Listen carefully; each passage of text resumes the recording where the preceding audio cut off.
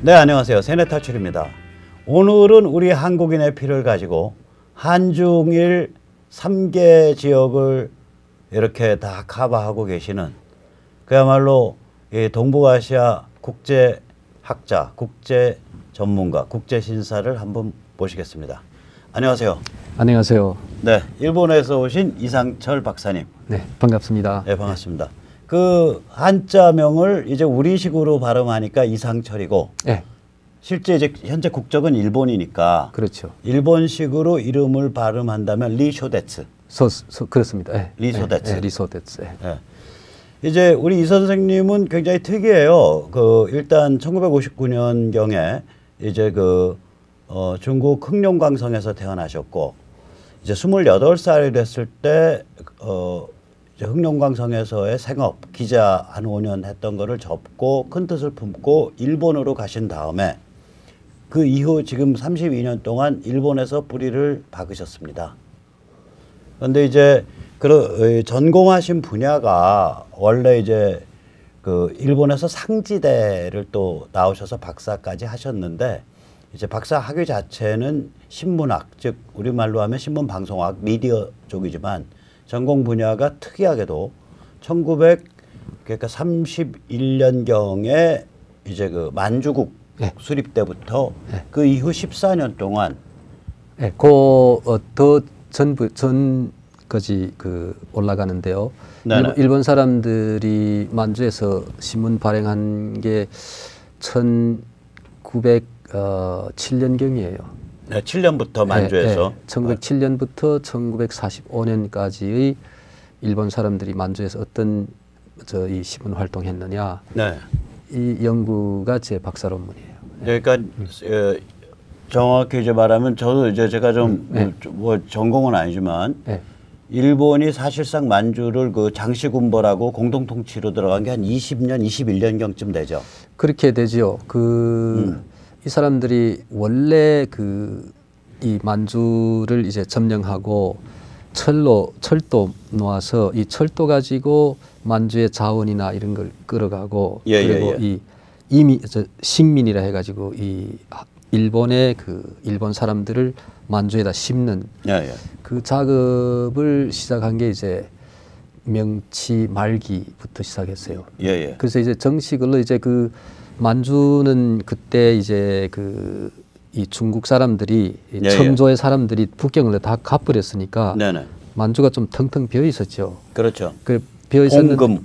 그렇죠. 봉금 정책하고 이 한반도에서도 못 건너가게 하고 이 내지에 있는 중국 사람들도 못 오게 하고 이랬는데, 일본 사람들이 거기 이제 들어가서 통치하려니까 이거 통째로 먹으려면 너무 크고 또 이 다른 사람 눈치 보이고 그래서 어떻게 하려느냐 하면 그 현지에 있는 누구를 꼭두각시를 세워야 되는데, 그때 동북에서 제일 힘 있는 사람이 도적, 그러니까 이 산적인 장림이었죠. 장조린. 네, 장조린. 장조린. 그러니까 장항량. 장항량이 아들이고 장조린이 아버지예요. 장장님. 장장님. 그래서 장장님하고 손잡고 만주를 이제 경영하려고 하는데, 장장님은 일본의 지원을 받아서요. 이제 이 힘이 세지니까 요 중국의 내지 북경 그쪽에 가서 전 중국을 자기 지배하에 놓으려고 북경으로 들어가요. 그러니까 일본 사람들이 자기네 생각했던 구상하고 다르니까 이 장항량이 북경에 들어가서 실패하고 이제 돌아올 때 이 사람을 일본 사람들이 죽이잖아요. 암살하지. 1928년쯤 되는 일이에요. 그렇습니다. 그렇습니다. 그때부터 일본 사람들이 만주 통치가 꼬여요. 그러니까 동북에서 제일 힘 있고 손잡았던 그 사람을 죽였으니까 음모로. 그래서 그 아들이 이제 장개석하고 손잡으니까 그렇게 되죠. 만주를 통째로 자기네 지배하에 놓으려 했던 야심이 거기서부터 꼬였는데, 이제 만주국 자체는 31년에 만들고. 그렇습니다. 그러니까 그 후에 그 다음에는 이 만주를 직접 통치하려니 좀 어렵고, 그리고 장장님 같은 꼭두각시 넣게 되면 자꾸 빗나가니까 네. 그 만주국을 만들어서 직영을 하죠. 예, 그래서 네. 그 표면 그 이 대외적으로는 이게 한 나라처럼 이렇게 꾸며놓고 네. 실질적으로는 이 그 저 만주국을 통치하는 예, 그런 예. 방법 썼어요. 그러니까 그게 처음부터 구상 자체가 틀린 거죠. 예. 그래서 아무튼 이제 이게 왜 중요하냐면 이제 그 지금 북한 지배 집단의 DNA라는 게 네. 그러니까 1900 뭐 늦게 잡으면 1931년 만주국이 들어서던 무렵부터 네. 그 다음에 37년 동북항일연군 시작되고 네. 37년인가 35년 34년 이렇게 그 중일 전쟁이 폭발하는 건 37년 7월이에요. 예. 예. 그 다음에 이제 중일 전쟁 후에 동북항일연군 시들어가고 예. 한 45년까지 이 시기가 이제 그 북한의 그 아주 대량 학살 전체주의 요 사교 집단의 그 지배층이 형성된 시기 아닙니까? 그렇죠. 그때 그 김일성 그 지금 그 김정은이 할아버지 네네. 김일성 주석이 그 길림에서 시작해서 이제 길림에서 육문중학교 나오고 그 사람이 1912년생이에요. 예. 12년생이에요. 예. 그러니까 그 길림 중학교에 들어갈 때 그 사람이 육문중학교에 들어갈 때 14살쯤 됐을 거예요. 네, 25, 6년 되겠죠. 네, 그러니까 그게 이제 20 네.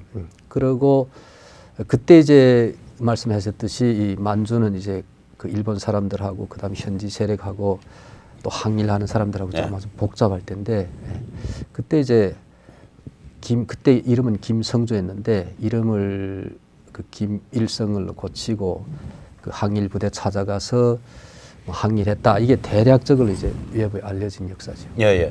그래서 이제 우리 이 박사님께서 그런 전문적인 그 백그라운드를 갖고 계시기 때문에 지금 일본의 그 유수의 그 매체들 예를 들어서 NHK 같은데 자주 출연을 하시는 북한 전문가세요. 네. 일본 최고의 북한 전문가 누구냐? 그러면 리 쇼데츠입니다. 그래서 오늘 멀리 오셔서 이렇게 출연해 주셔서 감사합니다. 네, 반갑습니다. 사실 이제 오늘 모신 것 중에 하나는 이 책을 가지고 이제 중심으로 해서 얘기를 하면서 다시 역사로 돌아갔다가 다시 오고 그런 식으로 해보죠. 자유롭게 말씀하시죠. 이제 최근에 이게 작년에 일본에서 나온 책이었죠, 원래는. 그렇습니다. 이 책이 일본어판이 나온 건 작년 10월이었어요. 그리고 그 전에 그 문재인 정권이 탄생해서 한 3, 4개월 후부터 제가 상케이 신문에 일본의 신문에 한 50회에 걸쳐서 연재했습니다. 그러니까 나 문재인 그 정부 탄생 후에 한국에서 어떤 일이 일어나느냐 하는 걸 중심으로 했는데 그게 이제 이 연재가 끝나고 이거 좀 책을 내자고 이래서 그 오퍼가 와서 그 책을 묶었죠. 그래 그 묶은 걸 이제 이 한국에서 다시 번역해서 냈습니다. 이게 이제 김정은이 만든 한국 대통령. 그래서 이 책 제목이 살벌해요. 거기다가 이 사진을 보면 딱 그 김정은이 이 결제 서류 이게 진짜 사진이에요? 합성 사진이 아니고 그 연합뉴스의 사진인 모양인데 이건 우리 출판사의 사장님이 이 제목을 조금 더 멋있게 만들었거든요. 그 원래는 이게 북조선이 만든 한국 대통령 이렇게 돼 있어요. 북조선이 만든 한국 대통령. 근데 북조선이야 뭐 김정은 나라니까 김정은이 만들었다 그래도 제가 연재 제목은 문재인 정권 실록이에요. 이런 제목이 아니었거든요. 그런데 한 발 빼시네. 아니 그런데 진짜 그러고 저는 그 저널리스트고 또 이 학자 이런 입장을 보게 되면 좀 센셔널한 그것보다는 사실을 그대로 이제 밝혀주면 판단은 일반 사람들이 하라. 이게 보통 일본의 스타일이에요, 학자들이. 그렇죠. 그래서 그 문재인 정권 실록을 묶은 그 일본 출판사의 편집이 저한테 전화 와서 이렇게 제목 달라고 하는데 그 왜 그러냐 하니까 그 사람은 그래요.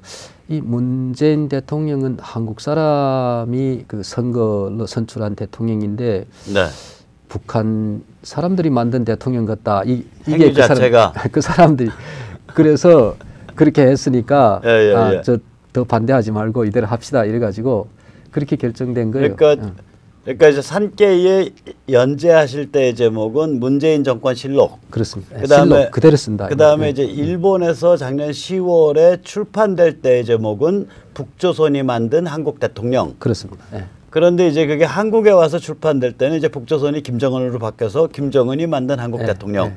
근데 이게 제목이 점점 이제 세지는데 그렇죠. 사실 이 안에 뭔가 세질 만한 폭탄이 좀 숨겨져 있으니까 세질 거 아니에요. 혼자서 막 제목 세질 수는 없잖아요. 예, 그런데 그 일본에 제가 자주 강연도 나가고 하는데 그 강연 들으러 온 사람들이 책 들고 와서 사인해달라는 사람이 많아요. 근데 제가 그 뭐 이 북한에 관한 책도 몇 권 있는데 근데 이 책 가져와서 처음에는 이 무슨 영문인지 몰랐는데 이제 알겠다 이거예요. 요즘. 요즘 알겠다. 그런 사람 많아요. 그 굉장히 중요한 일을 하신 게 일본 사람들은 이때까지 한 번도 국가와 국민이 대립한다는 걸 생각해 본 적이 없는 사람들이잖아요. 네, 그렇죠. 그러니까 체제와 국민이 대립한다는 걸 경험해 본 적이 없는 사람들이에요, 이게. 그걸 한국의 일부 진보학자들은 일본은 민주주의 국가가 아니라고 그렇게 비판하죠. 근데 거기에 플러스 마이너스가 다 있는 거죠. 근데 이제 미국인들도 체제랑 대립한 적이 없어. 미국이란 체제를 만든 다음에는. 체제 정권하고는 대립할 수 있지만은 그 민주주의 체제 그 자체를 부정하면 안 되죠. 근데 이제 여기서 이제 한국 사람들이 문재인 586 집단이 민주주의 체제를 부정하고 있다라고 많은 사람들이 느끼고 있거든요. 자유민주주의를 위협하고 있다. 이 사람들이 그걸 해체하려고 그런다. 그러니까 여기 같으면 그 국가를 대변하는 정부와 국민이 이제 정면 대결하는 양상으로 치닫고 있단 말이에요. 근데 일본 사람들한테는 그게 이해가 안 되니까 일본 사람들은 어떻게 생각하냐면 문재인 586 저놈들이 좀 이상한 놈들인데 그러면 이코르 한국인은 이상한 놈들 이렇게 되는 거야. 그러니까 그런 거를 이제 그 막연하게 그렇게 생각하면 오히려 일본에도 불행이고 한국에도 불행이니까 불행이죠. 그래서 이 제 책을 그 연재한 그 취지가요. 정확히 한국에서 어떤 일이 벌어지느냐를 쓴 거예요. 그래서 물론 이 사실 자체는 문정권이 지금 하고 있는 모든 일을 쓴 거는 아니지만은 그 가운데 특히 북한에 대해서 이 문재인 대통령이 그 어떤 정책을 펴고 있고 어떤 태도인가를 정확히 알려줘야 그래야 이제 그 일본 사람들도 왜 문 대통령이 저런 정책을 펴느냐는 거 알 수 있잖아요. 그래서 이 가운데 예를 들어서 저 평창 올림픽 때 김여정하고 그다음에 김영남 그 위원장이 오셨어요. 그래 왔을 때 청와대 안에서 그 신영복이란 사람이 쓴 그 서예 작품 앞에서 사진 찍은 게 있어요. 통역당 신영복. 그래서 그 신영복이 어떤 사람이라는 거는 일본 사람들이 잘 모르고 한국 사람들 가운데도 잘 모르는데 북한 사람들이 제일 잘 알 거예요. 그게 그리고 특히 그 김영남이라는 사람은 외교관 출신이 아니에요. 그래서 그 사람이 외교관을 활약할 때 이 신영복하고 베트남에 인질로 잡혀 있는 한국 외교관을 바꾸자고 북한이 제안한 적이 있어요. 그러니까 그때 아마 이 김영남 씨가 거기에 관여했을 수도 있으니까 신영복이라는 그 이름을 잘 기억하고 있겠죠. 근데 그런 사람을 북한 손님들한테 그 글씨 아래서 사진을 찍고 그 글씨가 청와대 안에 걸려 있고 그래서 뿐만 아니라 신영복이 자기가 제일 존경하는 사상가라고 얘기를 했어요. 그래서 그런 것들이요, 이 개인이나 한 학자거나 저 같은 이런 그 뭐 이 자유인이라면 그 사상에 공명하는 것도 뭐 그렇게 큰 비난을 받을 건 아닌데, 근데 이 일국의 지도자라면요, 그 지도자가 가진 정체가 나라의 정체하고 맞아야 돼요. 그렇죠. 그런데 그 부분에 이 문 대통령이 그런 하고 있는 것들이 이 북한은 어떻게 비칠 거며 특히 막 일본에서 아는 사람들은 저걸 어떻게 보겠느냐 이런 것 때문에 이런 사실은 일본에는 이 일반 신문에서는 그런 것까지 쓸 겨를도 없고 쓰지 않잖아요. 그런데 저는 이 연재니까 연재니까 그런 것들을 이제 에피소드를 이렇게 이런 일이 있었다, 이런 일이 있었다. 그렇게 그러니까 일본인들이 한국을 정확하게 이해를 하고 문재인 586 집단의 폐악질과 행태와 한국인은 다르다.